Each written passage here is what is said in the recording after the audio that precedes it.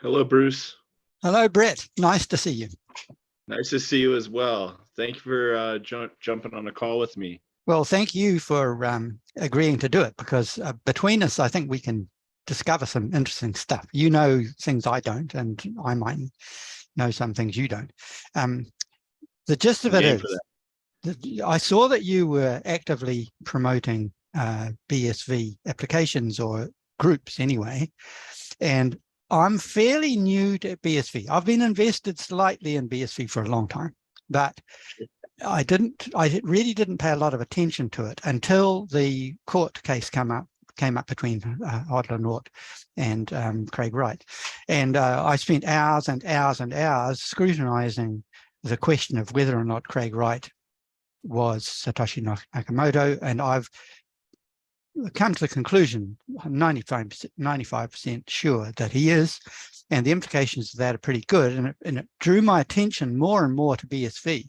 There's a guy called Joshua Henslee who's doing posts. I'm not sure whether you're familiar with him, but he's done some very good posts, and he's a guy who used to be very much involved in the business of payments, and he's very intelligent. And so I said, how about we talk? And we had a really good talk. It's on the internet. It's on YouTube if you ever want to look at it.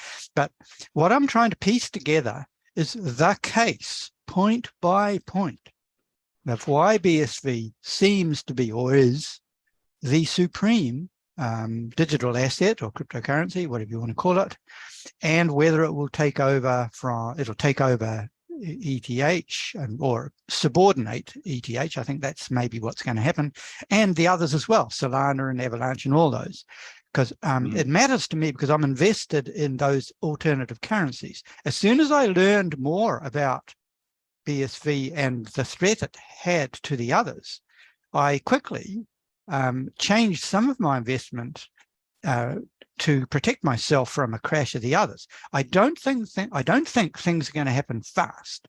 There's so much intellectual capital tied up and momentum of the existing status quo digital apps and distributed apps and so on.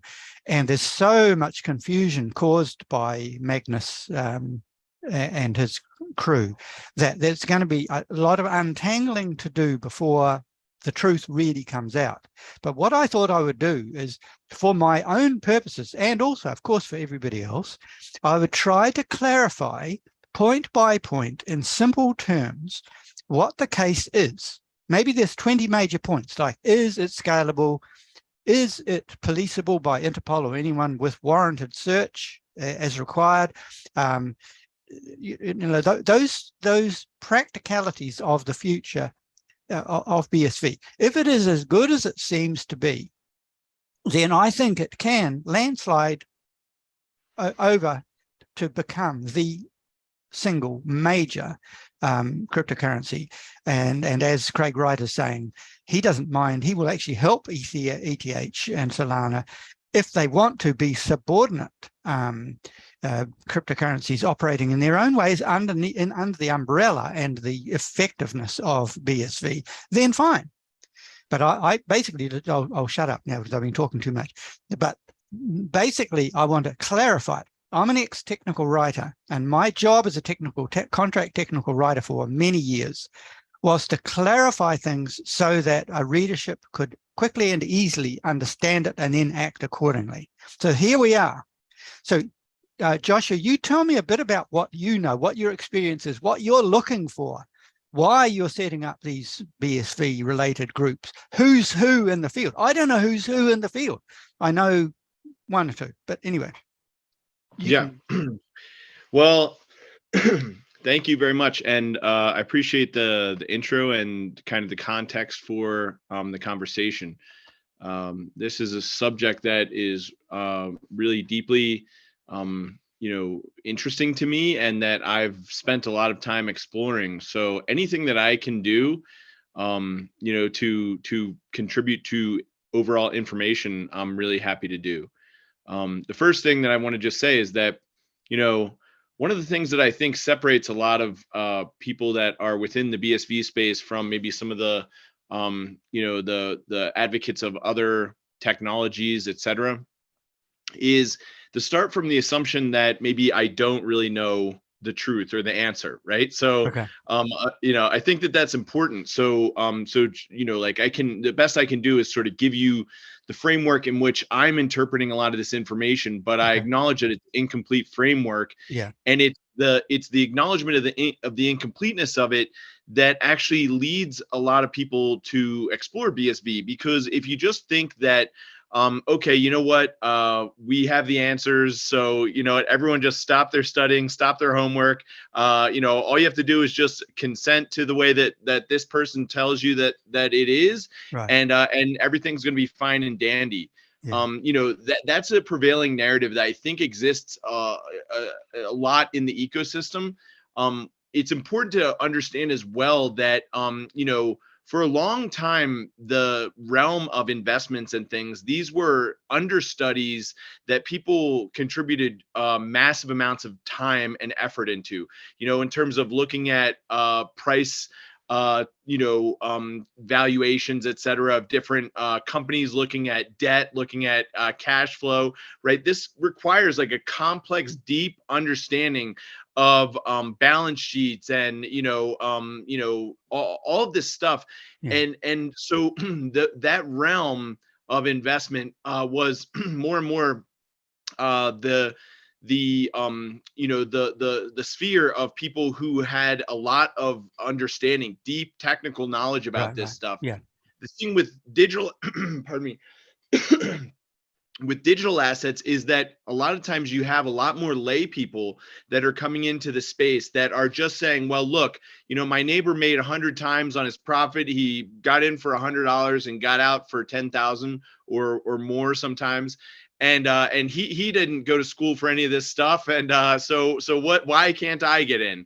And so what happens though, when you have an asset class that appeals to a much less sophisticated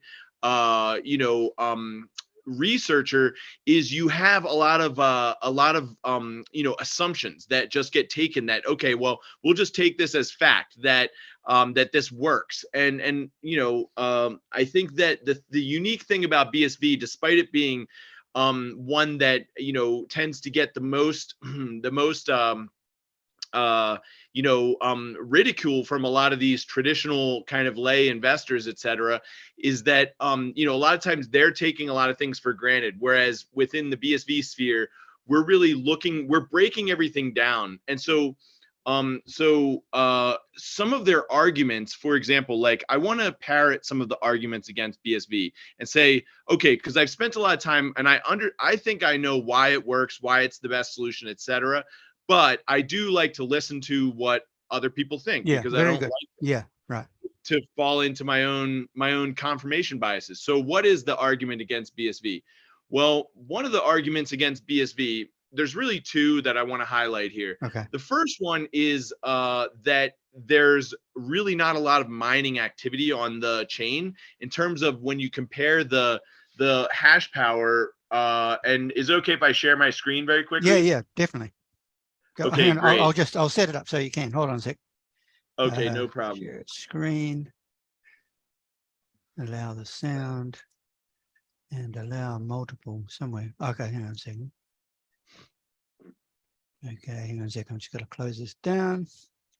And I've got to open the share screen, and I've got to say allow. Oh, hang on. It's not in that menu. It's down here. Multiply. All right, it should be right now. Okay, great. Thanks for doing that. All right, so yeah, I'll quickly just share my screen just to highlight this point. If you just look at the hash rate here, you can see that the arguments against BSV are, well, look at the hash rate that's on the three different SHA-256 chains, which I'm not including eCash in this. Okay, but that just means the volume of adoption at the moment, right? Well, what it means is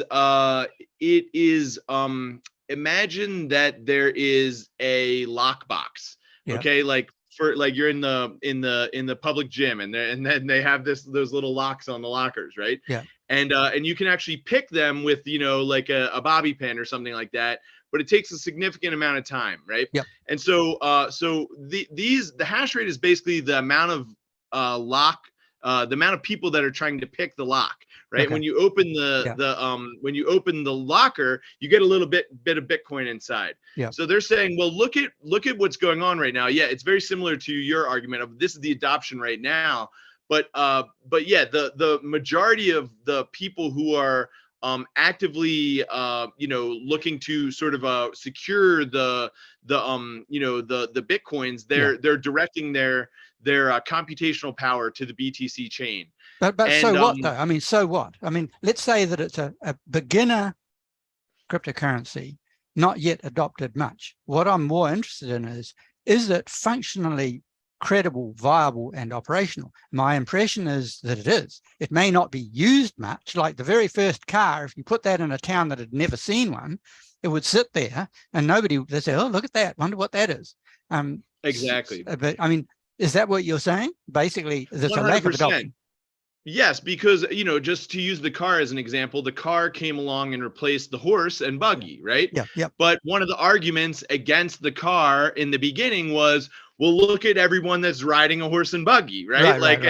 These people, there's not many people driving a car. So they use that argument against BSV to say, it is, the majority of people are using this other version that we feel doesn't work. Yeah, okay. But what this boils down to, Brett, is a lack of understanding of it and an early adopter stage where people there can't be much traffic on it because it hasn't been adopted much. So we can move on past that. I take the point, but it does not damage BSV. I hear what you say, and it does explain usefully the so far lack of adoption of it, but it does not destroy BSV. What I'm looking for is anything that would destroy it, like a functional disability or a fatal flaw in it, or a serious flaw in it that would say, okay, I'm out of here.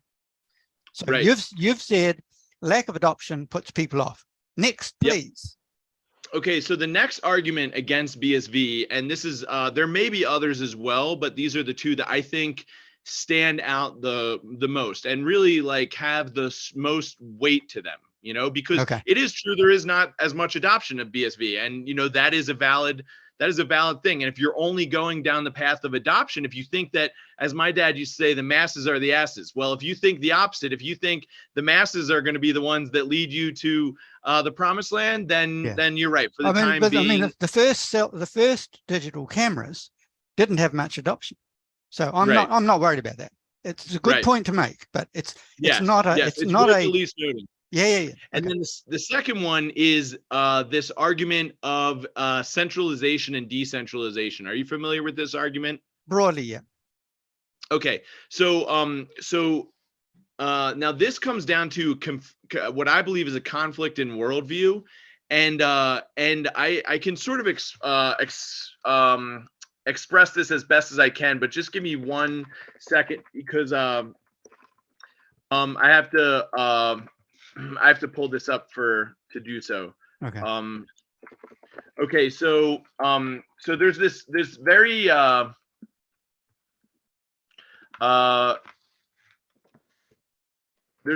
telling graph that I always like to pull up, and I really like to highlight. Give me a second while I just share the screen now. Okay. So this is a graph that have you ever seen this graph, the difference between centralized, decentralized, and distributed? Yeah, I have, but it's good to show it, because if with your permission, I may show this video to other people. I am recording. Absolutely. I'm recording it both in OBS in case Zoom fails, but I'm also recording it on Zoom. But you'll have a say so. If you ever say anything you regret, I can delete that out of the video. Yeah, no problem. This is totally okay for you to share with anyone that you'd like, and that's actually why I'm bringing up the graphs, because I think they're a little easier for people to understand. Yeah. Now, so this is the centralized version. Right. We have this concept of, they call it a hub and spoke model, where all of the data points connect back to a central place. So now, we're talking, for example, about a typical bank. A bank has got branches out there, but it's all controlled by the board of directors of that bank, and they control what happens at all those nodes. Right. And another example for that is what I like to use is the, I don't know if you are familiar with this because it was only in the United States. I don't know if this made it to around the world in terms of news, but there have been these hacks. Like, for example, there was a big data breach of credit card information that was, that occurred at like a shopping mall or something like that, like a retail store that had stored, hundreds of thousands of its users' data. Right now, if all of those, imagine that for some reason all of those pieces of data were all stored individually, right? Then it wouldn't make sense for the hacker to try to exploit that information because the effort would be worth too much. So by having this central point of failure, you can imagine if the entire world's global cash was all controlled by a central point of failure, then imagine this guy that works there, he gets miffed at his wife and his ex-wife or something, and he just decides, you know what, I'm going to delete her bank account today because that's the central point. It can be corrupted and destroyed and completely wreck the whole network. All the nodes go dead and it's just out of action. Right. Exactly. Yeah. Another example of the central point of failure is when, now this doesn't happen very often, but Google's servers did go down maybe a year and a half ago or some 14 months ago or so. And it was actually quite funny because a lot of people had used Google. They have Google Home now, that when you walk in, you say, "Hello, Google, turn on my lights," and Google turns your lights on. Well, all of a sudden they walked home, they got inside, and they said, "Turn on my lights," and you know what? No lights came on. Well, that shows you that now Google doesn't go down very often, so it's not a problem that people experience frequently, but it is a problem, and especially when finances are involved, having a central point of failure is a no-go. All right, I think people will understand that. For anyone who watches this video probably will understand the idea of centralization being dangerous, because the central point, the nucleus of it, can be damaged, basically crippling the whole network. And there's incentive for it to actually become corrupt, right? Because you are given this sort of unvested power where, and so that's also worth mentioning. All right. Now you have some of these models such as this decentralized and distributed models that noticeably, they make some improvements to the centralized model, but one of the things that you need to understand, and I want to highlight about this distributed model. Now let's just look at this and say, for the sake of discussion, that we want to do this. Now, this is kind of like the spider web model, where every strand connects to every other strand, so at any point, if you're on any part of the web, you can get to any other point by just, navigating all the way across the channels. Now, but the problem is that what this opens up is the routing problem that sometimes is called the traveling salesman problem, which is essentially what is the surest path and the closest path between these 2 points, right? And if you're actually paying to travel that path, then you want to be incentivized to figure out the shortest one. But notice that the bottom left-hand corner of the web and the top right-hand corner, there's really no way to get from one to the other without traveling across the entire map, right? And so this becomes infeasible at scale. And at the same time, this is the model that is being championed when they talk about, BTC is the champion of the decentralized model, and what they argue against BSV is that it forms a centralized network. But at the same time, they're failing to see the actual flaws within their own network model, which is that even though the majority of the BTC users are these home node users that are supporting the chain, and they're following along the chain, they themselves are basically what was described in the Bitcoin white paper as a Sybil node, and they don't actually produce anything. So what you could imagine is I am sitting there watching the football game, or I'm watching the basketball game, or whatever, and I want my team to win, and the coach calls play X, and I think play Y should be run, but I'm not a part of the team. I don't go to practice. I just am sitting at home watching my TV, and I can bemoan and say, well, I think that they should have played play Y, but at the end of the day, I am an irrelevant part of the equation there, it's and that's what happens with the Bitcoin network, right? So you have these BTC nodes that think that they're, hey, we're all part of what's going on, but they have no say in what the team's doing. They have no say in the actual play calling or the game script or anything like that. Only the players and the coaches have the actual say in what's going on. How does this relate? How does this relate to the distributed network? I don't quite understand. I understand about your metaphor, but I don't see how that relates to the web there, the distributed network. So now I'll go back to BTC. Now if you look at this number right here, do you see this number that says network nodes and it says 95.67%, right? But if you scroll down and you look at the actual nodes, you see Foundry USA, F2 Pool, Foundry USA, F2 Pool, via BTC. Now these are not, it's by saying that there's 97% of the network nodes are on this chain, you would expect that you would see these blocks being discovered by many more of these nodes, but these nodes aren't producing blocks. What they're doing is they're like fans of the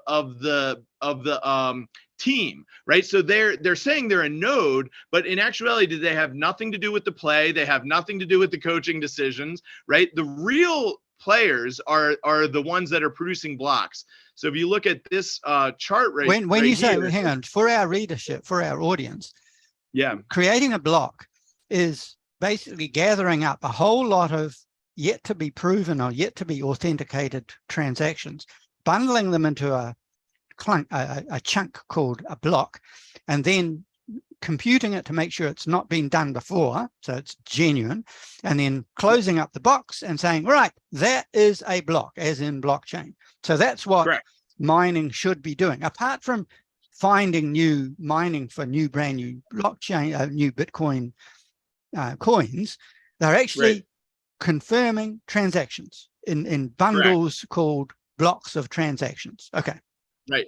And so, and they do this because of the problem of distributed consensus. Now, are you familiar with the Byzantine generals problem? No. Well, let me explain the Byzantine generals problem. So you can imagine here, I'll stop sharing my screen briefly. So you can imagine that we're outside of a major city, right? And so there's 5 of us, myself, yourself, and then 3 others that are our trusted confidants. Maybe, one of my family members, one of your family members, and a third and a 5th one that is one of our confidants, right? So there's 5 of us. Now we all trust each other.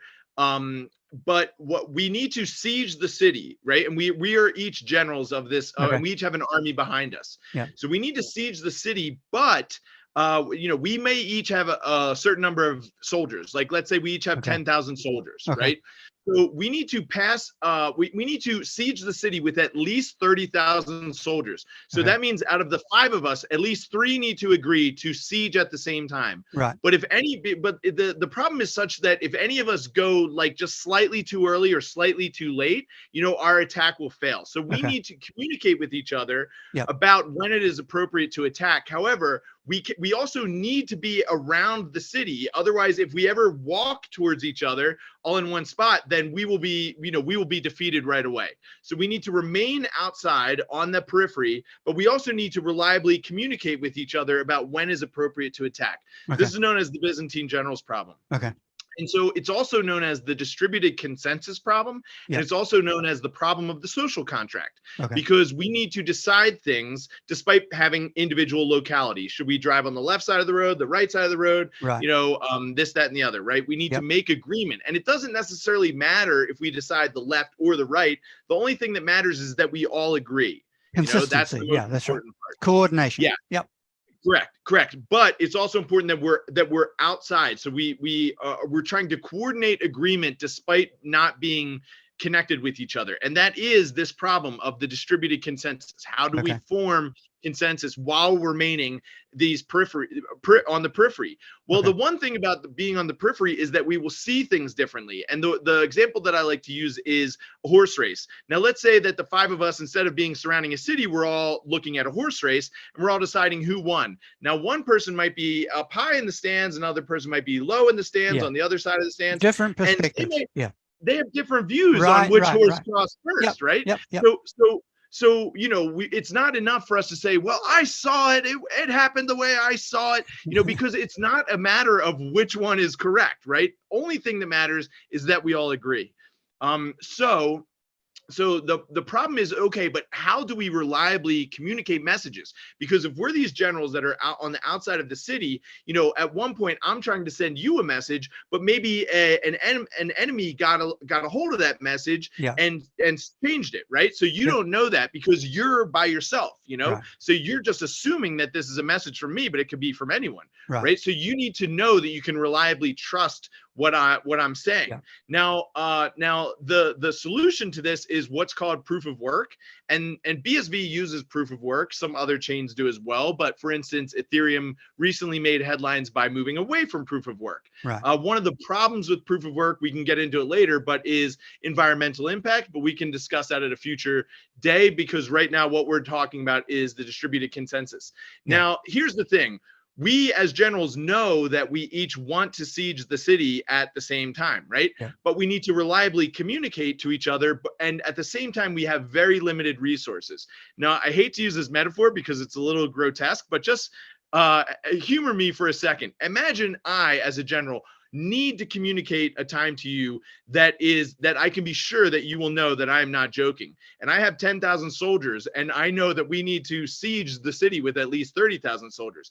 Now imagine if I take my own soldiers and I kill them and I bury their dead bodies up in a giant pile, right? So that is so large that even though we're distributed and we're on opposite sides of the city, you can actually look across the city and go, oh my God, he's sacrificed his own resources, which is the soldiers, to build this giant signal to the rest of us saying that he's going to siege the city at 2 p.m. Now, is it possible that I could be lying and killing my own soldiers to Not likely.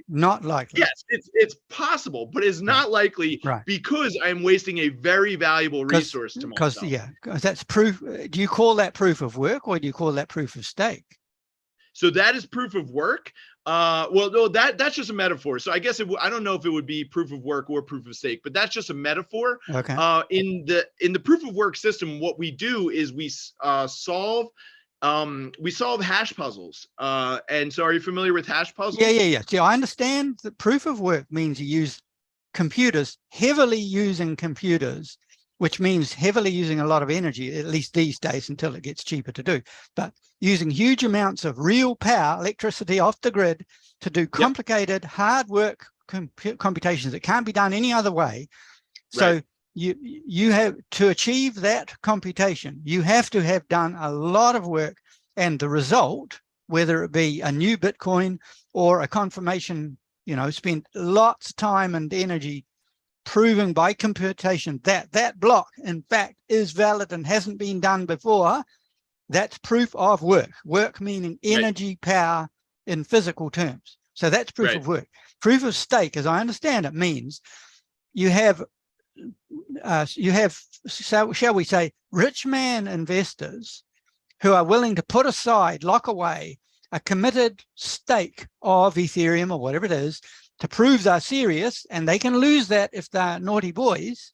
So that's proof of commitment rather than proof of actual energy work. Different thing. That's my understanding. Right. Yeah. And so just to, as you were asking the question, because I guess I hadn't really thought about it before, but the reason why it's a better metaphor for proof of work than proof of stake is because by killing those soldiers, they actually cannot participate in the siege of the battle, right? They're no longer a resource for me. They were only a resource for signaling a more important idea to you. Yeah. You know, whereas a proof of stake those soldiers would be maybe like incapacitated or something like that, Right. but they could still participate later on, right? Yeah, because right. the Okay. finances that are being locked up can be used later on once they're removed from the contract. Okay, so proof of work is a proof of loss, of sacrifice, of actual sacrifice, loss, rather than just I've locked away some money and that shows I'm sincere. Right. Correct. Right. Now, yeah, and so the net result is that it actually solves distributed consensus, but it doesn't. Remember, it doesn't solve it 100%, right? Because there is still a chance that I would have wasted all of my resources and lied to you, you know. But it's just exceedingly unlikely, and it becomes infinitesimally exceedingly unlikely. It's a very strong discouragement to crime. Exactly. And that's what you need, right? Because what we're doing is we're talking about an open ledger, right? So if we're going to replace the centralized model where only one person has the lock and key, then we need it to be public. But if it's totally public and anyone can contribute information to it, and there's no checks and balances to where who that information is coming from and why that we should pay attention to that information, then it's like the equivalent of trying to, like, you know, tell a story in the middle of a room of shouting people, right? You're never gonna be able to communicate what's effective, because everyone's gonna be shouting over everyone else. So you've got, just to summarize this, proof of work means you've got committed, sacrificing participation in the authentication of a transaction, and therefore its safety and its authenticity. And same thing with the creation of the cryptocurrency itself. So that's what proof of work gives you, but proof of stake does not.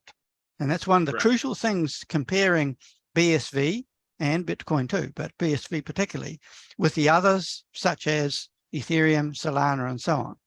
Okay, so I hear that point. Yes. So now the next point that I'd like to highlight is this point about network security. So again, it's really, we're talking about a distributed network, and so network security is really important. So one of the things that that I like to use as an example to describe this is there was a in the 60s there was a experiment that was being done by a very famous psychologist, and he was operating out of Boston or Massachusetts somewhere. And essentially, he gave his students the task. He's actually the I believe he's the person who came up with the concept of 6 degrees of separation, where we're all kind of loosely connected with each other in this very, you know, extended manner. So the experiment was basically, okay, everybody in my class needs to write a letter to this one specific individual that lives in San Antonio, Texas, or wherever, Santa Fe, New Mexico. I forget which one it was exactly. But nobody knows who it is, right? And it's not a relative of any of the classmates. The only thing you can do is write a letter to somebody that you know and hope that they forward that letter on to someone that they know, and they forward it on to someone they know, and eventually, hopefully, it gets to the random address in San Antonio.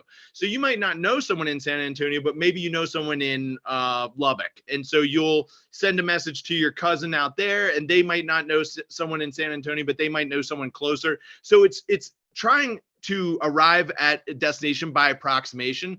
And what he found was that essentially only about half the letters made it to where they were going. And on average, the number of participants that would need to participate with this being sent was 12. Okay, so that's important because the same experiment was done later on in the 90s or in the 2000s with social media, and they found that the delivery was much more successful, and that also it arrived in an average number of 6 participants that passed it along. So what they found was what they used was this to show that the social networks of online communities are a denser, more densely connected network of people, which requires a fewer number of transfers between any 2 random points on the network. Hang on, explain to me again the difference between the 2 options there. I'm unclear on what. I understand that you'll get corruption and losses if you have too big a network, a social network. But what are the 2 things you're contrasting there? Describe each network distinctly. Yeah. So previous in the 60s, the network was just people who knew each other. So it was like more word of mouth, right? Yep. And but in the later 2000s, it was people who knew each other, but it factored in the ability for them to know each other online, which are I'm sure you can understand that our online sphere of influence is much greater than our personal sphere of influence, because we have a broader broadcast channel for our communication patterns. So it makes sense then that using online methods instead of just letter writing by hand, you know, that the network is able to send a communication from any one random point. So they modeled the random points by just picking a random address in this city that no one knew anyone in. That they were actually able to transfer that information in fewer number of steps, right? And so, is that because it branched more at each stop point? It branched more. I'm not clear on the distinction there. Yes, because it's what's called a more densely connected network.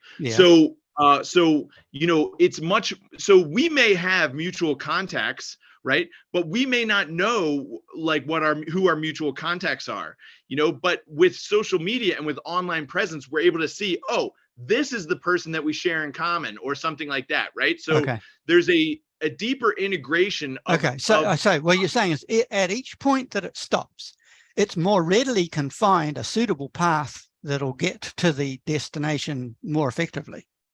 Correct. Right. Correct. Okay. Yes. How does this relate to BSV compared with other currencies? So if you could imagine that as being like, now let's just say that that's like a light, okay? Like and so the if you know, you can imagine that the network is like a very small, very dim light when it comes to letter writing by hand and our personal sphere of influence. But as it moves to the online sphere of influence, the light becomes a little bit brighter, right?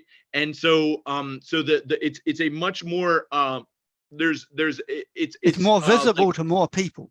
The letter becomes more visible to more people. They may pick it up and say, I know, I can send it to them, they can send it to them.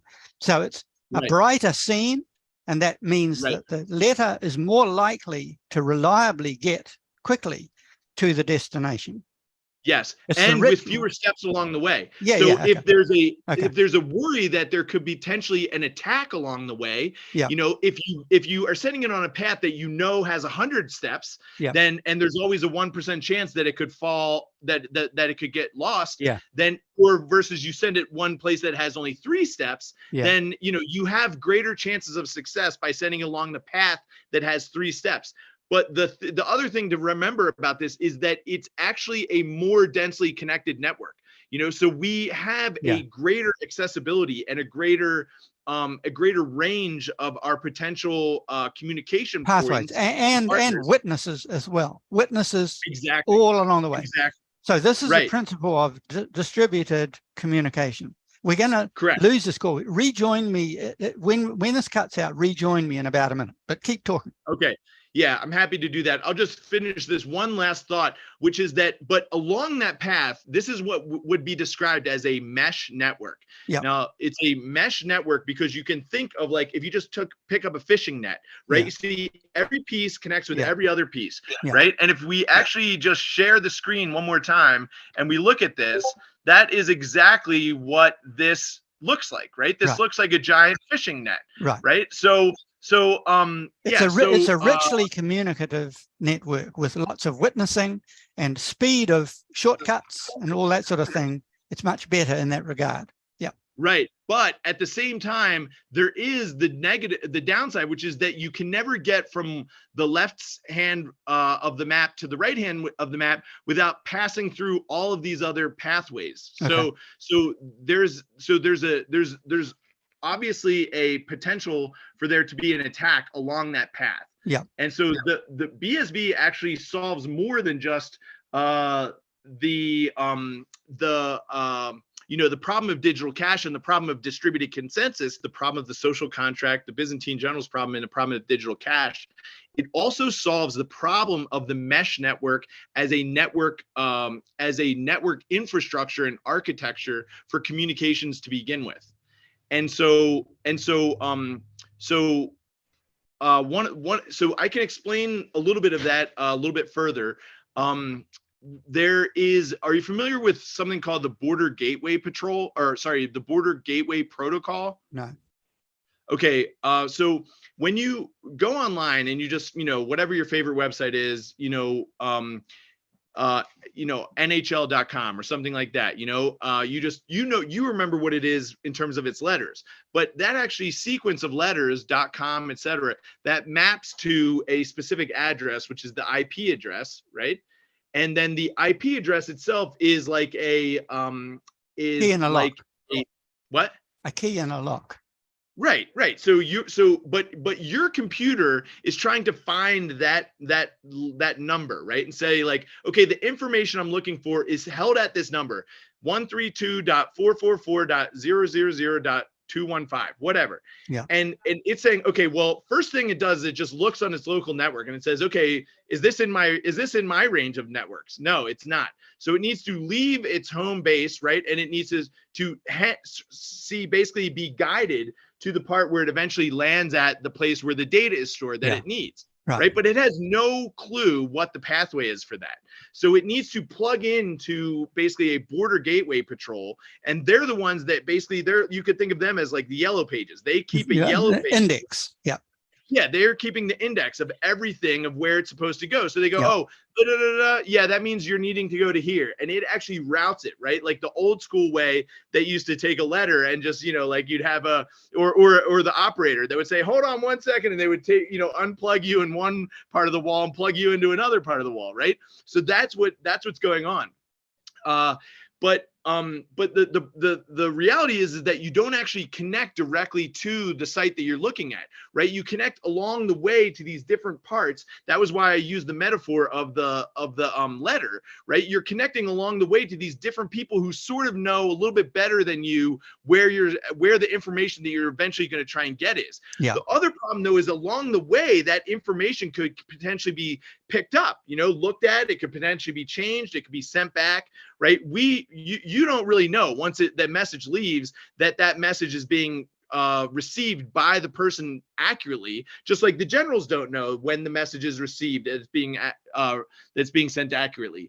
Now the reason why BSV solves this again is because of the difference, and you might need to enable screen sharing again. Oh, sorry. Oh, yeah, okay. That's okay. Screen. So, and again, I'm a lay person, so I'm going to talk to you about the things as I understand them. But again, I don't have a full grasp on a lot of these subjects, but essentially, Craig makes the argument that essentially the solution to this problem, the routing problem of information on the internet, where it has to go through that mesh network, right, where it can be intercepted along the way. He says the solution to that is to create what's called a small world network. And are you familiar with the concept of a small world network? No. Okay, well, a great way to think of a small world network is essentially if you think about a telephone, right? The first person that bought a telephone, it was totally useless, right? Because there's nobody for them to call, right? But then the moment that another person buys a telephone, now it has at least some functionality, right? You may not want to talk to that person, but it can do something, right? And then a third person buys the phone, and then a fourth person buys the phone. And next thing you know, you have this much larger sphere of people who the phone's capacity to become a utility becomes monumentally more exponentially more important. And so this was an idea that was really put forth by George Gilder. So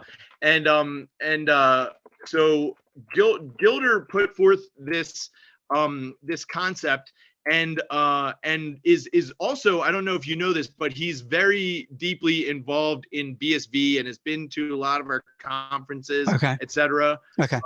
And so he ended up writing some very popular books that are still to this day. I think his most famous one was about life after Google. So what is the next phase basically of technology? He started with a book called Life After Television, and it was all about the upcoming information age. And then now that we've sort of been in the information age, he's written a new one called Life After Google. And you know, very intuitive guy. They say, have you ever heard of Moore's Law? Yeah. Yeah, so he was in the room with Moore when he discovered Moore's Law. Like, this is a guy who had, like, you know, like, I mean, he's got chops when you talk about like his understanding of network theory and things like that. So so I'll just really quickly jump to the part about how BSV solves this. Excuse me. Here it is. So BSV solves this by forming what's called a small world network, or Craig calls it a mandala network, or a near complete graph. Okay. Right. So one of the things that's important about Bitcoin in general is this thing, again, you know, if you can picture all these little dots, right, but not the outside dots, but let's look at these inside dots, right? On the right-hand side, you see the four big dots, right? The pink, the blue, the green, and the purple. And then each of those have sort of like Mickey Mouse ears on them, right? So let's just look at those ones for right now, right? Those are like the core interior of the network, right? Now, again, you could imagine this is similar to like a horse race, right? These are all different parts of the network, but let's say that the blue dot is in Japan, right? The pink dot is in, you know, in New Zealand, the purple dot is in Europe, and the green dot is in Mexico, right? So all of these different dots, they have different perspectives on which information is coming in at which time, because you know, if a packet is being sent from Mexico, maybe the green dot that's in Mexico sees that first, but maybe the blue dot that's in Japan sees that one coming second, right? So this is again the problem of distributed consensus. How do we form an agreement? It doesn't matter what we choose, which one came first and second. Sometimes it does, but in most cases it doesn't. But only thing that matters is that we can all agree, because that's how we build a history, right? We all agree, and then we move to the next block, right? So because all this information is being received in different syncopations, in different times, in different temporal locations, and because of things like there's not perfect speed across network communications, there's the loss of communication and energy and things like that, right? You have this problem of, okay, well, no one's truth is really 100% the truth, right? But it's our combined efforts at forming like a sensible truth that actually gives us the best chance at approximating that truth. A very high confidence. Yes, and very high confidence. And again, as long as we all agree, it doesn't necessarily matter that one horse technically finished first according to some people, etc. Because at the end of the day, the most important part is just that we simply agree. So, in other words, but hang on, this truthfulness or agreement. Yeah. Let's clarify that we're not talking about the validity of the content of a block. We're talking about whether or not an event, a package being sent or a block being sent, occurred at that time or was the first one before the other one. Right.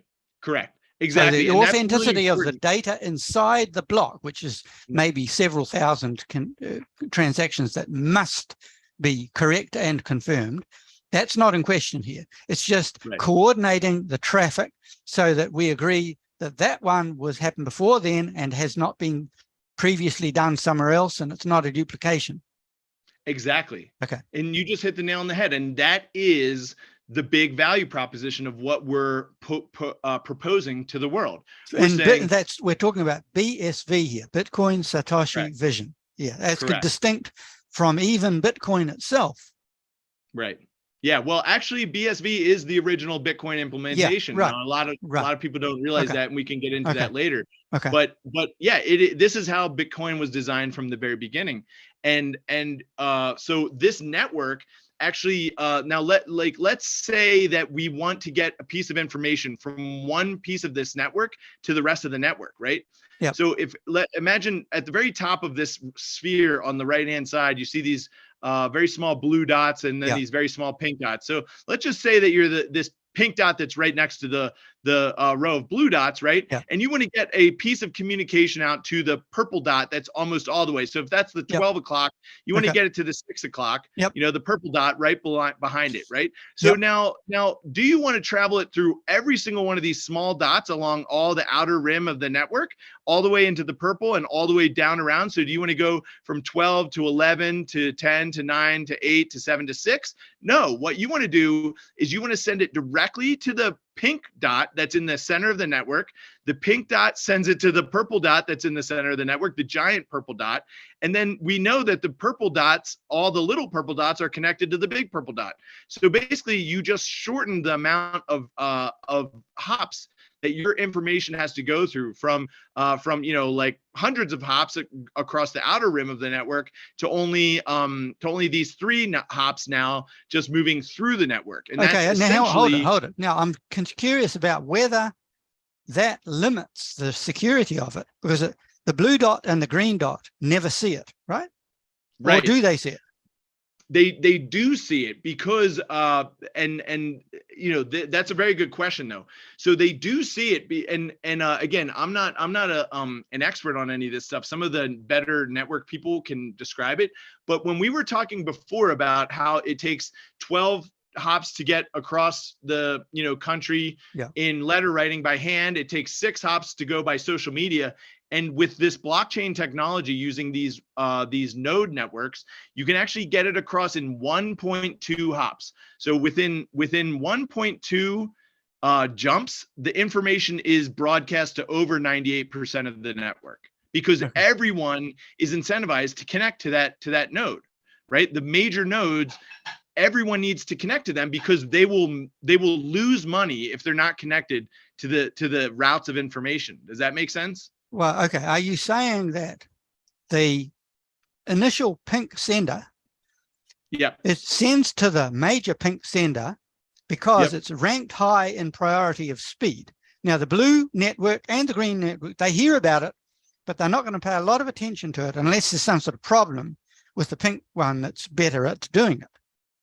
So you're limiting the amount of exposure of that message to pathways, but you're getting a great deal of speed, and you're still getting a lot of authentication and verification. Yes, and the other thing to remember is that these colors, the blue, the pink, the purple, and the green, these are just for like visual purposes, but in reality, the network is extremely densely connected. There's, you know, every single color is really connected to every other color, right? But they all connect back to those larger ones in the center. Okay, so you're saying there's a traffic and trunking system built into it that makes it efficient and quick and safe to get it to the best possible way to the destination. Exactly. And then, so what you want is you want verification that information has been received. And you have that with this network. And you also want verification that it cannot be deleted or overwritten. And you have that with this network as well. So what you have is and actually Microsoft, now again, I'm not an expert on this stuff, so a lot of times I'm sharing information that I've learned along the way. But Microsoft did a study of security informations networks, and they determined that that unless you can get the number of hops for information to travel before reaching its destination to less than 3, that you will never have true network security. And they concluded, Microsoft, I believe, and Craig would know more about this, they concluded that it was basically impossible to ever get that, to drop that to below 3. And essentially, Craig figured out how to do it because he built economic structures and economic incentives. Now, again, you don't have 100% broadcastability, right? You might only get it to 98% of the network. But like you said before, it's good enough, right? It's close enough for economic purposes. So for nearly all transactions, it's going to be in the order of 3 hops, nearly all the time. Right. So the reliability is very high. Now, by the way, we are talking here about the technology of the BSV network as somewhat unique, or unique in that it only does that compared with the other ones which do not. Right. Well, and there's a lot that we can go into with that now. So so the original Bitcoin implementation had what's called peer-to-peer broadcast capabilities, which is the ability for my network, or for my client to connect with your client directly, and for us to exchange basically a communication directly between each other. One to one. Yeah, one-to-one. Now, this is in contrast to those things that we were talking about before, when you have to leave the when you have to leave your network, and then you have to go, you have to figure out what's the next fastest path to get to, the website that you're trying to go to, right? Now this is a direct connection between you and me. And the value that I think that this provides, right? Now, imagine we've all driven late at night, and we've come to a red light, and there's no one else on the road, and we're thinking like, I wish this red light would just know that I was at this stoplight, right? Because it should turn green for me. Now, if your car, like let's say you had a Tesla that can communicate with the street lamp, right, to say, hey, you should turn green for me, well, what would you need to have? You would really need to have this network of information being all this grid of information that all the street lamps are all connected with each other. But the problem with that is, now if a hacker is able to get into the street lamp network, now you have this exploit that we talked about before with the centralized information, right? So what you really need is the ability for your car to directly communicate with the street lamp, to say, without it needing to route, or without it needing to go through any central platform, because any central platform that it went through would be a security risk. So you can do that, and that's with addressing that is possible, and networking maps that are possible through the Bitcoin network. And just a quick explanation of how that is accomplished is it's actually accomplished using IPv6, which is it's been around since the 90s, but it is a different addressing system. It's very similar to IPv4, which is the one that we think of, like that our router is 192.168.000.001. That's a IPv4 address, but an IPv6 address is many, many, many more degrees of possible addresses. It's kind of like a bit like 5G. It's, what do they call it? Edge computing, where your cell phone or whatever device you've got is aware of very adjacent, like within a few meters, all kinds of things that are going on. So it's locally aware. So you're talking about the package that's going through the network is connected as it goes through with wherever it is, and can respond intelligently to that. There can be interaction appropriately, just like the traffic light you're talking about.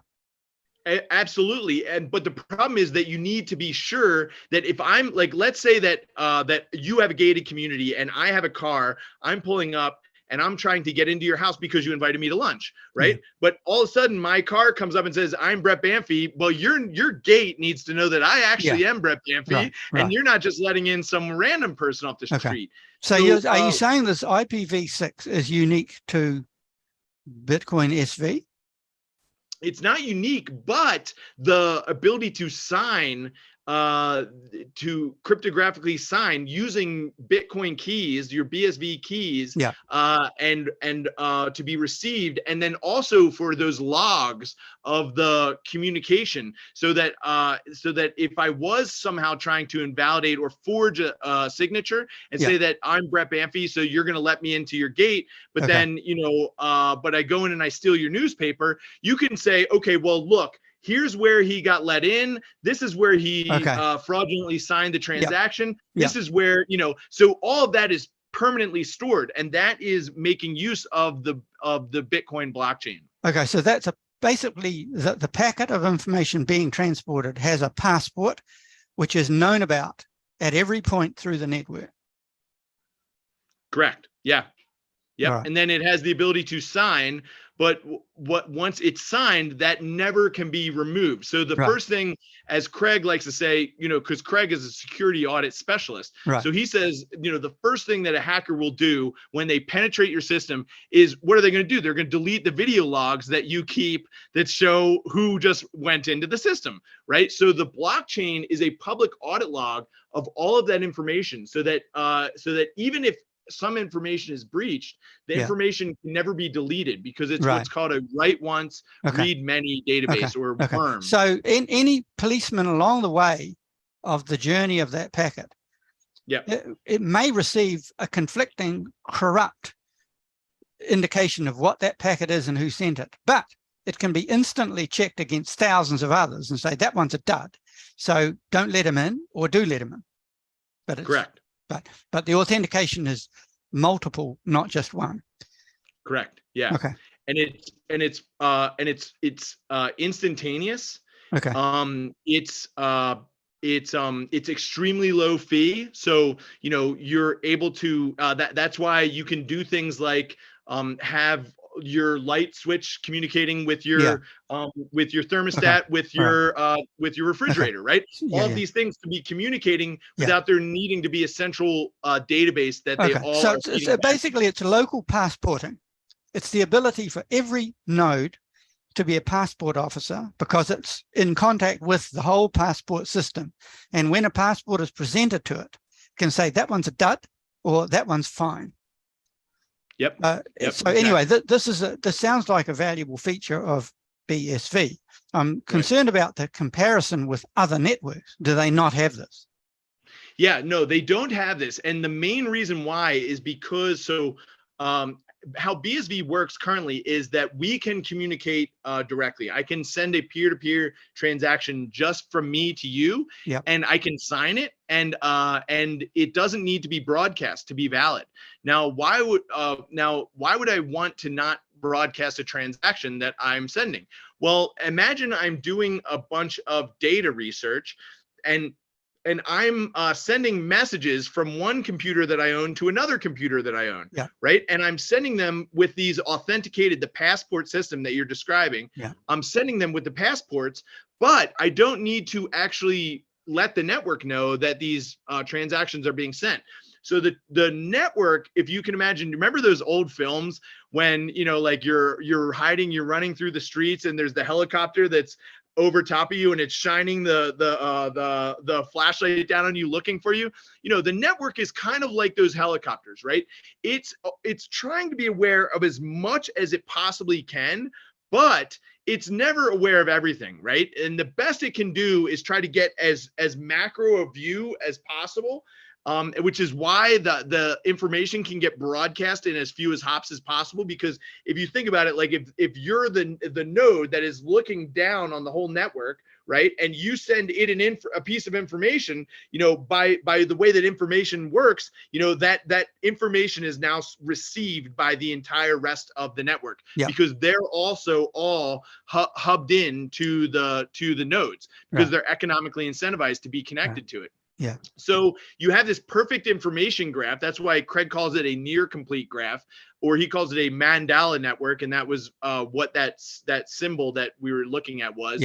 And George Gilder calls it a small world network. But it's necessary to get around the ability to route that information, right? And so what it enables though is the direct communication from peer to peer between the sending and the receiving party. And then that enables all these other things like the Internet of Things, right? Okay, hold on. Now, if you send me an important message, it could be the design of a new vehicle, and you don't want other people to see it, and you don't want to expose the network. Does my computer receiving it have good passporting scrutiny ability to make sure that it is you that sent it? Yes. Okay. Yes, it does. Yeah. So that's a really fundamental component. The difference is that we can create this peer channel where we're basically transacting information directly from me to you. Whereas with BTC and some of these other networks, they use the node network as an intermediary layer. So within the Bitcoin network, they always call it Alice to Bob. I don't know if you've ever heard. Yeah, I have. I've seen explanations. Yeah. Yeah. So, and then A to B. That's why they say if you were sending me that information, would you, would you have to actively choose to make it direct rather than through the usual network? Yes, you absolutely Okay, would. so you would somehow press a button or something and say, I want this to be very private, and I just want it to go to Bruce. And that's the way it would go. Exactly. And I would Yeah, and still, you have the ability also to only have information sent to you that you wish to receive. okay, Now, like the way that it currently works with email, you just have an inbox and you just get bombarded with information. right. And people try to tell you they're a Nigerian prince and they want you to donate to their Yeah. family fund, etc. The difference is that the peers can communicate directly with each other. So it is true peer-to-peer, and that's actually necessary to scale, right? Because the flip side is, if you look at BTC now, I spoke to you a little bit about what BTC would say is the problem with BSV, right? They say, oh, well, the system that you're describing, that's just the centralization, right? Because there's only so many types of people or businesses who have the funding necessary to put the equipment in place to be that kind of helicopter that we were talking about with the spotlight that views the whole network, right? So unless you are one of those people that have the means to create that sort of data framework, then you can't participate in the validation of blocks. So they're saying that's de facto centralization, right? Again, like, I don't necessarily agree with them, but that is their argument, and it is worth at least saying that there is some degree of logic of what they're talking about. You know, like, I think it's better to take the bull by the horns and say, than pretend that they're not making a valid point. But there's still a lot of authentication by network, even in that case. Right. Yes, and, exactly. And also clarify for me again, why would a person choose to do the more direct peer-to-peer than the usual way? What are the reasons? Is it extra privacy or what? Yeah, no, it's a great question. So it's actually necessary to how the system will scale. So essentially, the way that I think about it, or the way to think about this is I'm trying to think of a good example for this. Okay, so imagine that I just have this. Okay, so let's just say, for the sake of discussion, that we're on like a basketball gym or some like very nice squeaky clean floor. Yeah. And it's filled with lines down the center of it, right? Okay. And the lines are, you know, like, and like, or a grid, right? You know, so there's some lines going horizontally, some lines going vertically, right? And so we have these eyes in the sky, which are the nodes, right? They're looking at the whole floor, right? Now the floor is kind of like the network, right? Okay. Now imagine that I'm, you know, sometimes when Craig talks about Bitcoin transactions, he talks about them as being like grains of rice. Okay. He says that when you spend have you ever heard of him describe them like that? No, not yet. Okay, so he talks about them being like envelopes filled with grains of rice. Okay. So like, instead of having a $5 bill, which, you know, like a $5 bill would be like 500 pennies, right? Okay. Instead of having this one $500 bill that has that symbolizes 500 pennies, what you have with Bitcoin is you have an envelope that's like filled with 500 different pieces of rice. You're talking about a block there? No, this is a transaction. So, okay. Like, what are the components of the transaction? Are they the metadata that describes who it was, where it's from, and various aspects and details about that transaction? Well, again, I think you need to enable me to screen share, but I can show you via screen sharing. Hang on a second. But let me just use this. I'll get into what the transactions are in a second, but just go with me with this for a second. That you know, I'm trying to make Bitcoin payments, right? Yeah. But let's say that I decide that that if a grain of rice crosses a line horizontally, then I will pay my mother. And if a grain of rice is aligned with one of the lines on the gym floor vertically, then I will pay my father, right? Now I just take this giant scoop of rice, right? And I just chuck it out on the floor, right? And I have no idea which ones are aligned vertically and which ones are aligned horizontally, right? I'm just making a giant bunch of payments. So we're hang on. Are we talking here about a block of transactions or one transaction? One transaction right now. Okay, so I'm unclear on what the different grains of rice are in that one transaction. Yeah, well, let me show you very quickly. So so I'll have to pull up my my screen really quickly. Give me 1 second. Thanks again, by the way, for enabling that. I appreciate it. So one of the ways that I like to show this to people is, have you ever used Money Button? No. Okay, so Money Button was one of the first ways that I logged in. Hang on, let me see. I might have a window open with my Money Button already loaded. I think this one might be loaded. So this was one of my first wallets. Now this is just, you know, a BSV wallet. Just so that in case you do share this with anyone, I'll just show people what it looks like. So this is one of my wallets.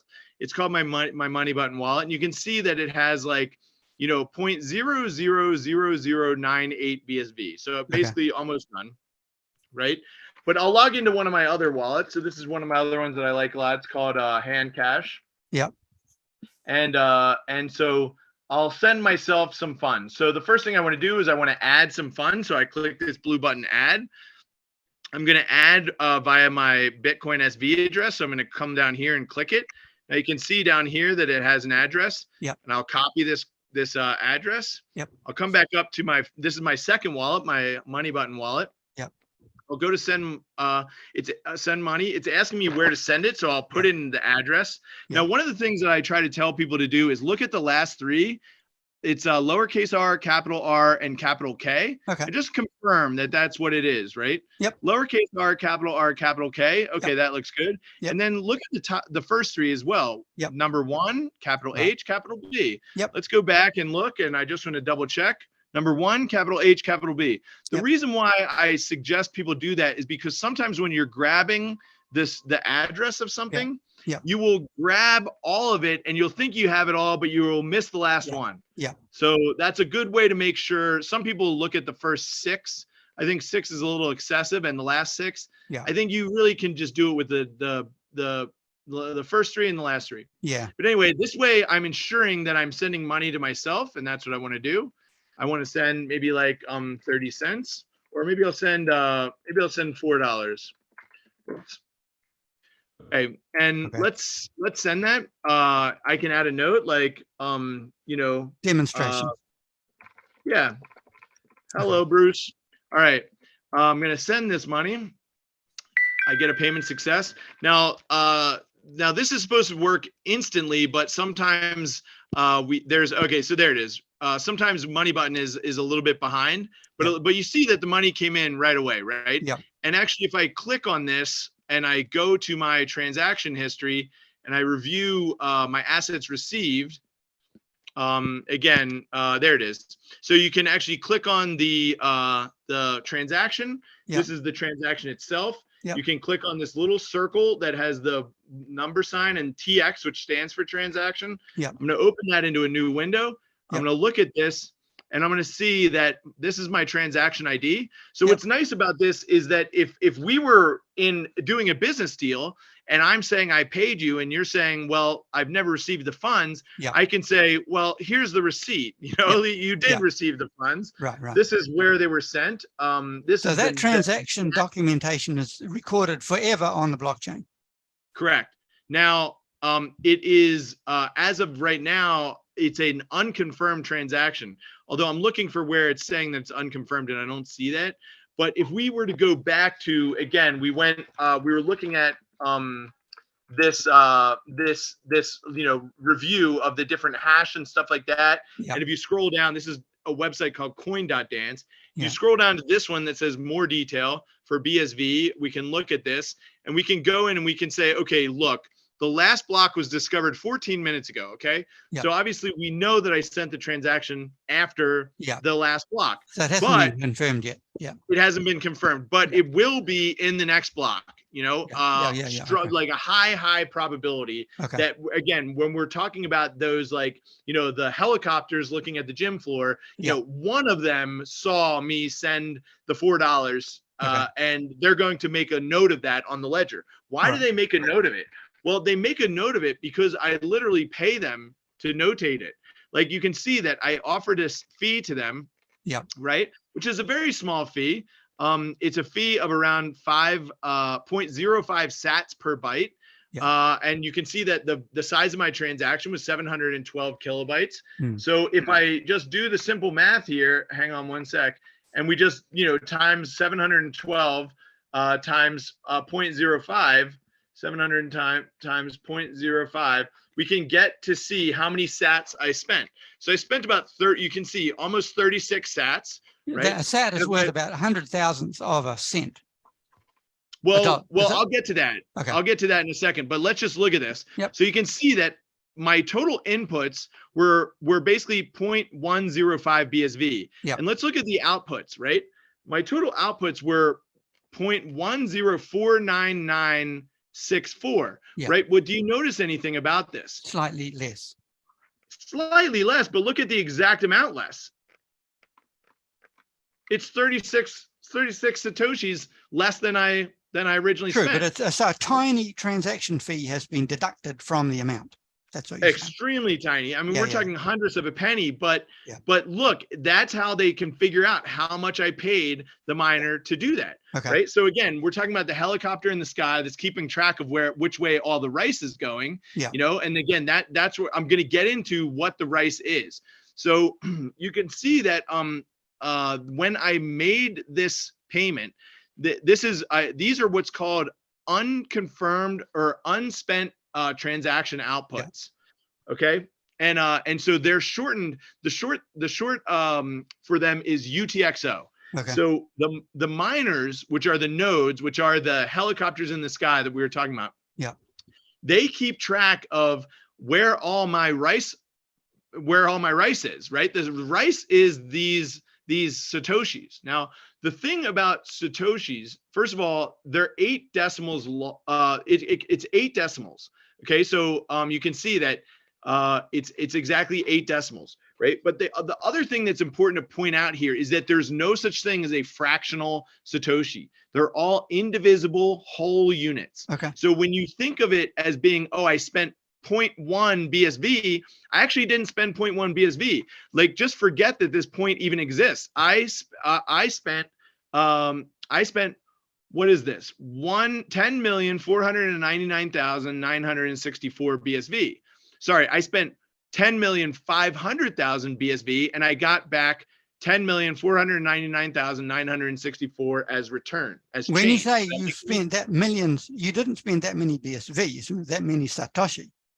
Satoshi, right? Correct. Right. Yes. So BSV, the Bitcoin, it's a nominal term. It doesn't actually exist, right? The only thing that really exists is these Satoshi. So a Bitcoin, what we think of as a whole Bitcoin, is actually not a whole thing at all. It's a 100 million units of this Satoshi. Which hold it right there. Now like tell me, are you telling me that the whole setup is limited by the fact that you cannot transact in anything smaller than a Satoshi? Correct. Really? Because I thought people refer to subparts of a Satoshi. I've seen references to it. There's a web page that shows, like 10 to the minus 10 of a Bitcoin, or 10 to the minus 20, whatever it is. There's a name for all of these things. So what you're saying is that there will never be a transaction that is smaller than 1 Satoshi. I find that hard to believe, because it flies in the face of a future where infinite numbers of people are using BSV for all kinds of transactions, and the value of because if the value of a BSV or a Bitcoin goes up greatly because of the great demand and the limited supply, then a Satoshi is going to become more and more valuable, and therefore eventually people will want to divide it. So Satoshi today is only worth 100,000th of a cent or something like that. But in 5 or 10 years' time, a Satoshi might be worth $1, and people may want to do micropayments of 1,000th of $1 to pay 1 liter of water from the tap on their house. Right. I'm alarmed by that. Can the system be changed so that it will allow more division than 1 Satoshi? Yes, it can. However, the underlying system cannot. Now, what does that mean? Well, hold it. Let me answer to save you thinking. It means that you do what you do what Santiago or Chile did in about 1976 or something. They just say, from now on, 1 peso is worth 10 of what it is. You revalue the currency.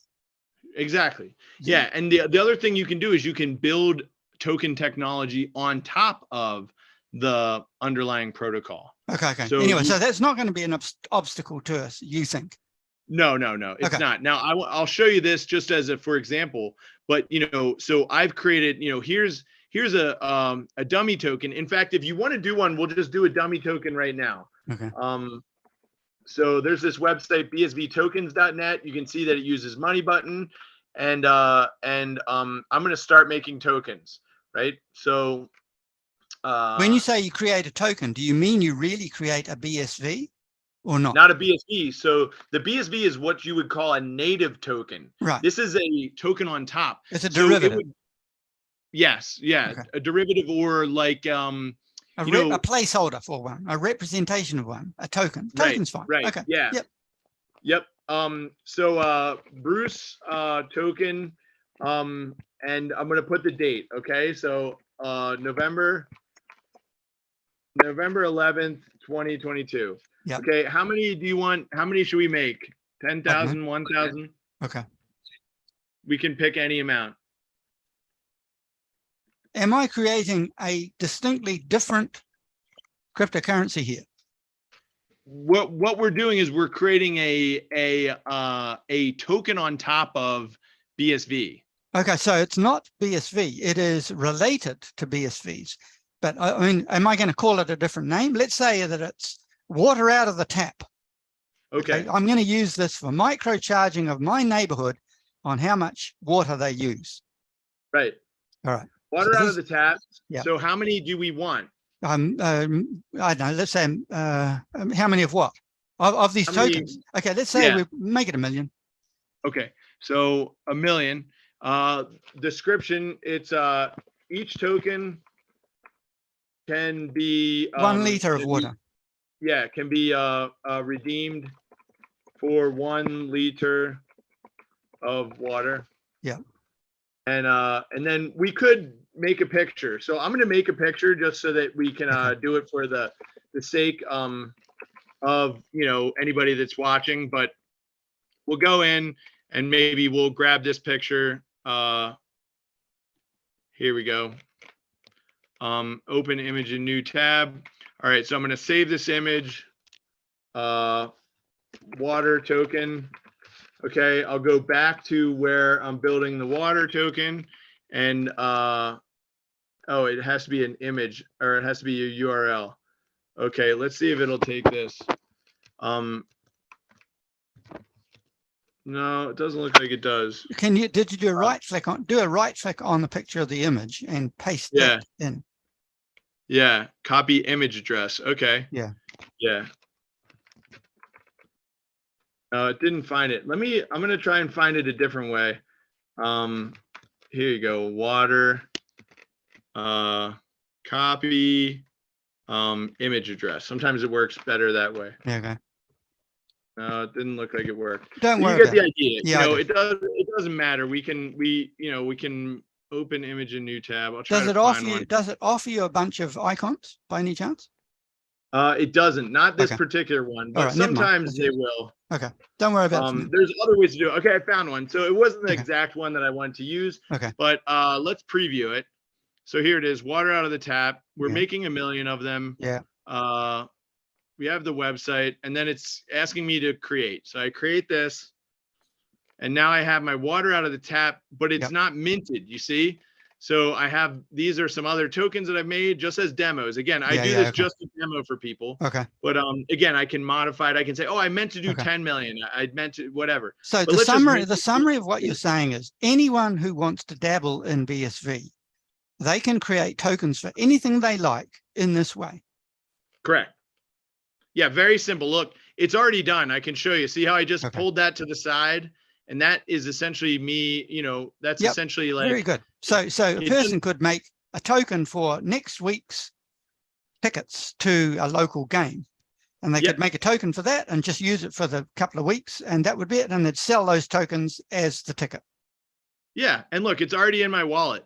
And if I sent you, and if you had a wallet, now I do this demo for people quite a lot, but I'll just show you that I can send it to my wife. 22416. I can't remember. I used to have hers memorized. Let me see if I can pull it up. But my wife has a money button too, and I use it to show people. So you can send that to anyone who's on the. You can send that to anyone with an email account. Anyone that had so the it's called a Paymail account. Yeah. So you can see right here, Paymail is like when we were looking before about, the email member or the Bitcoin address, and remember it had like a number 1, a capital H, a capital B. No, it's too confusing. So what you do is they allow you to do a Paymail. So you have like, a nice easy number, or you could get your name like, Bruce at moneybutton.com, etc. And then when you say, send me some BSV, what's your Paymail, instead of saying what's your 32 byte hexadecimal 56 base computation code. No, you just I'm Bruce at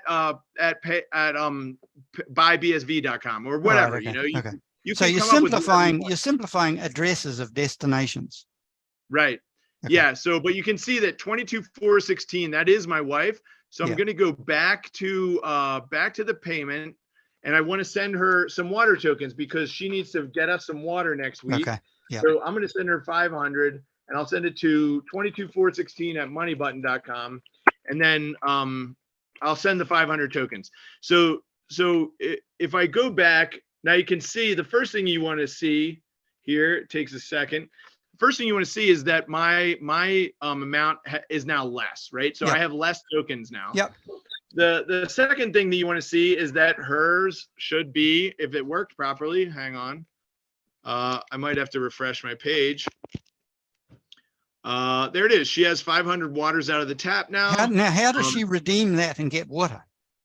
So that's the question: is who takes it? Does the local county take it? So the city council could in fact be the people who are providing the water, and she would then pay them. They would have an account like this too. She would send them that, and they say, you're right for at least the next month for your water. Yep, correct. And then, and again, this is what we were talking about when we were talking about the tokens, using tokens to speak from your Tesla to the lamppost, or from your bank account to the water facility, so they can be reasonably assured that this is you because you've spent this is the wallet that you have access to, etc. It's all authenticated. So you have, just to clarify that, you have authenticated yourself with whom to be able to create that money, that water account. Where is your authentication? It's the know your customer in Money Button and Handcash. That's where your authentication is. And that's strict. They have your passport or your driver's license. They have your proof of address. So all through this, you, your wife, and the city council are all thoroughly authenticated. So that means you can freely transact with each other. And you've just demonstrated to me an easy way where anyone, even a child, could tokenize something and then go into business or make arrangements so that payments could be made. Correct. And if Interpol thought that you were doing something nefarious, they would go to your, whoever you got authentication from, it could be Money Button or Handcash, produce a warrant from a judge saying we have to be able to investigate these transactions. And Money Button or Handcash would say, fine, you're the FBI, right? There it is. It was Brett and it was Bruce and it was your wife. And there it is. And so it's fine. There's nothing nefarious there, but we had to check.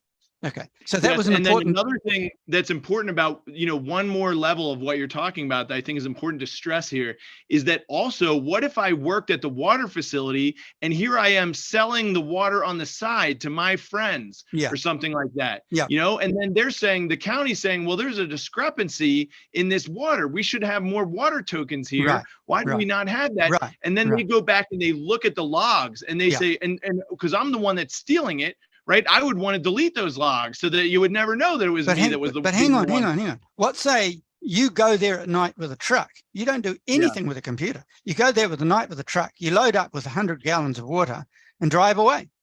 Now, there is an account. The city council who owns that water, they have got a meter on it, which measures how much comes out the pipe to be distributed to whoever wants it. And they notice on the yardstick in the pool of water that it's down, and it doesn't match what's gone through the pipe. So that's where the FBI come in. They say, okay, we've got to check this out. And they won't get any help from the tokenizing system. All they do know, though, they could get help from the tokenizing system, and I'll explain why. Do you want to hear that? Yeah. I know that it reveals, the tokenizing system reveals a shortfall, but the physical water thing is another story. The FBI would then have to get into truck tire marks and physical things to be able to figure that out. But also, you can use these tokens as access passages. So you could say, I pull up with my truck, but in order for the gate to open that would allow me into the facility, remember we were talking about me getting to your gated community.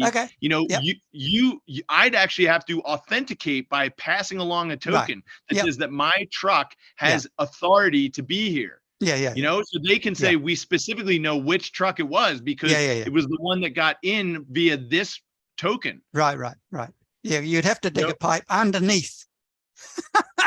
But let me show you this just so you can see an example of what you're talking about. So this is a website called Haste Arcade, and they are a private company. They're not involved with hand cash at all. Completely separate company.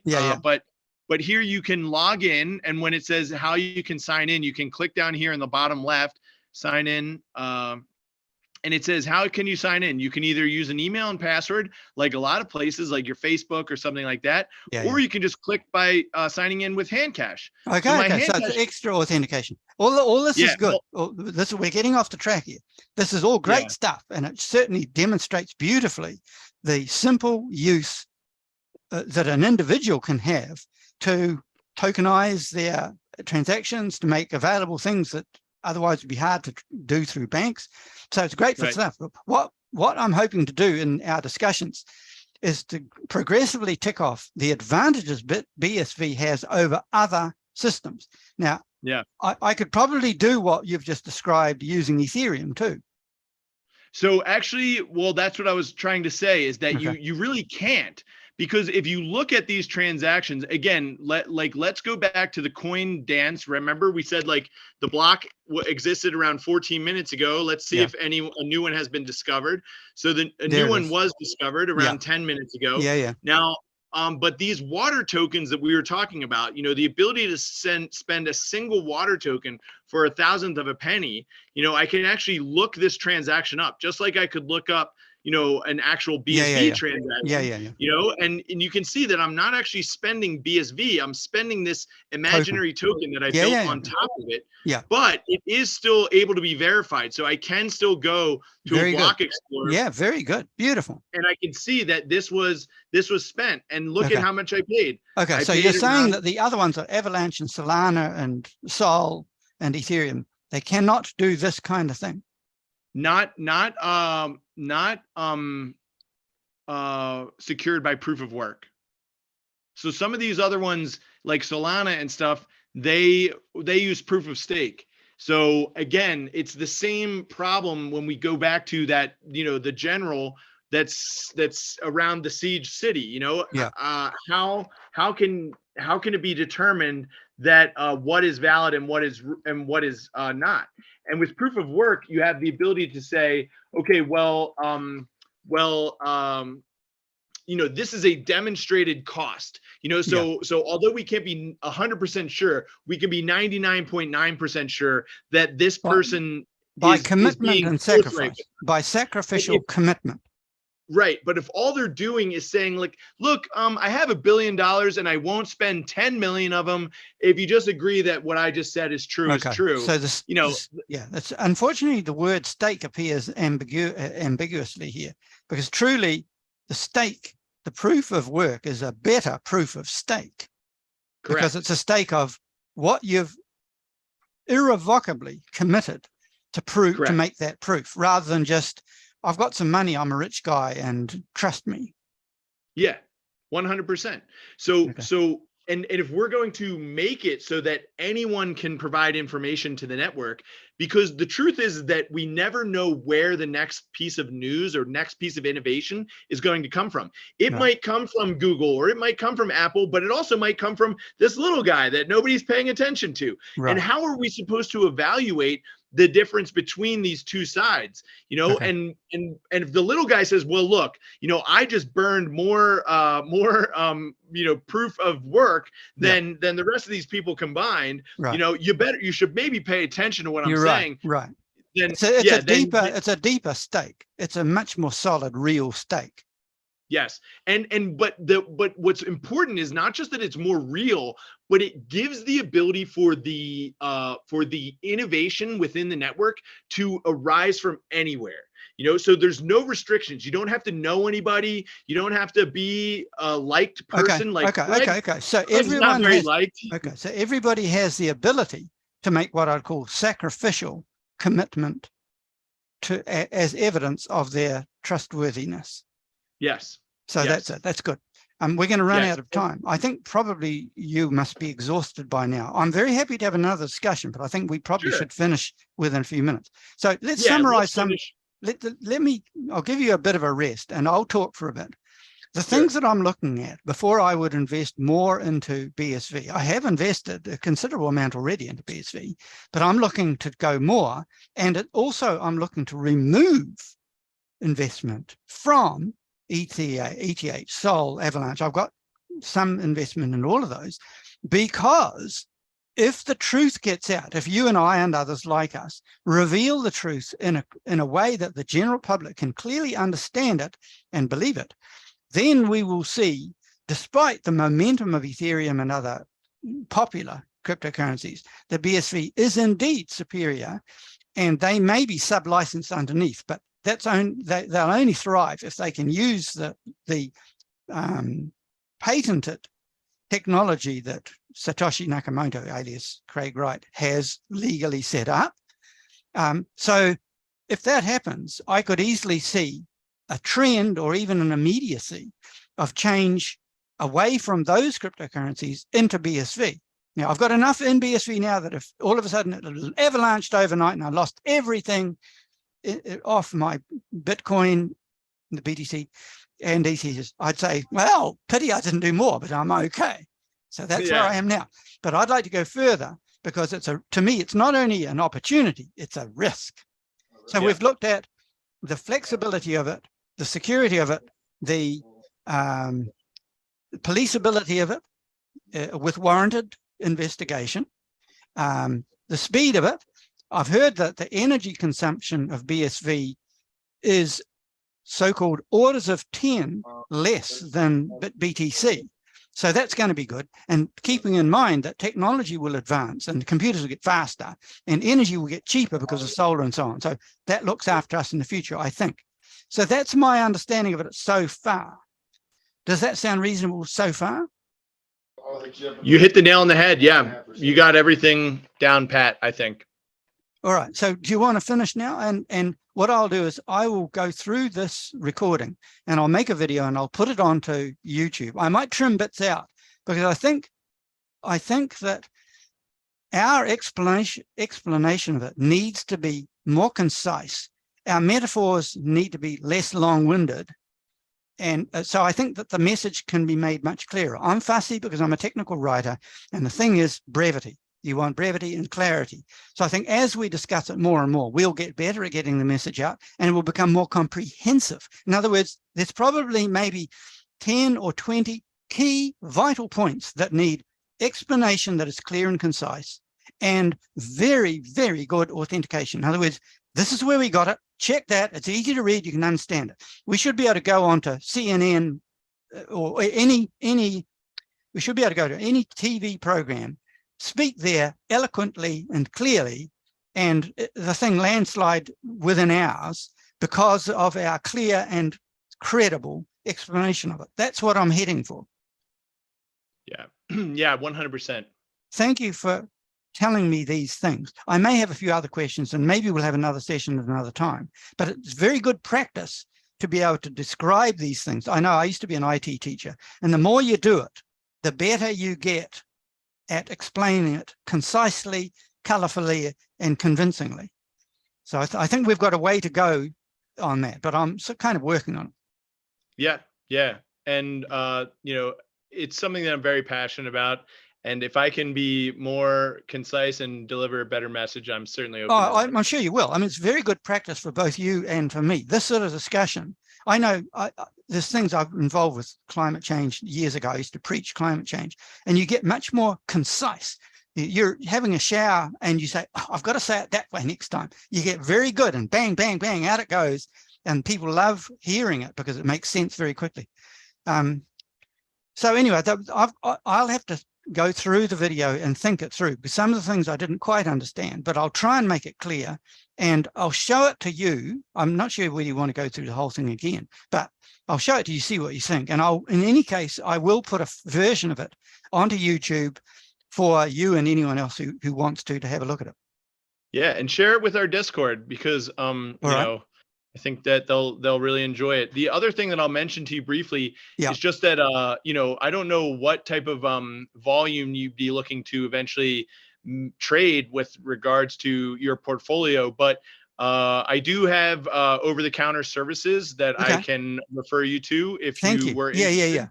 I am working on at the moment ways of transacting in less than small amounts, like not small amounts, in safe ways. There was an outfit here, BitPrime, and unfortunately they went bankrupt. And I think that's maybe because they were involved with Celsius and they were leveraged and they got burned. But I am looking into ways of getting channels. I need at least 1 or 2 good channels, so that if in a hurry I need to pay some tax that I didn't expect to have to pay, I don't want to dither around with authentication. I want to be set up so I can go that way. And if they've gone bankrupt or they're not reliable for any reason, I need to send that way and that way. And I like to tell other people. So what we're doing is we're setting up the message. That's the thing we haven't really talked about much, is the practicalities. Let's say we've agreed with our 15 or 20 points of why BSV is going to be the best, most efficient and morally good cryptocurrency asset. What about the mechanics? Who do you go to? How safe are they? You know, when can you do it? What are your requirements and authentication and all that sort of thing? The practicalities of that still need to be, we haven't really talked about those much. Yeah, 100%. And so that was my previous role. I worked over the counter desk at Fabric, which they're the ones that purchase Money Button. Yeah. So yeah, I'd love to introduce you to my representative there. Thank you. Yeah, that's very good. All right, so we will probably talk again either offline or online, but thank you very much for the explanations you've given me. I'll go through those and we'll create a video later. All right. Thank you very much, Bruce. Bye. Have a nice night.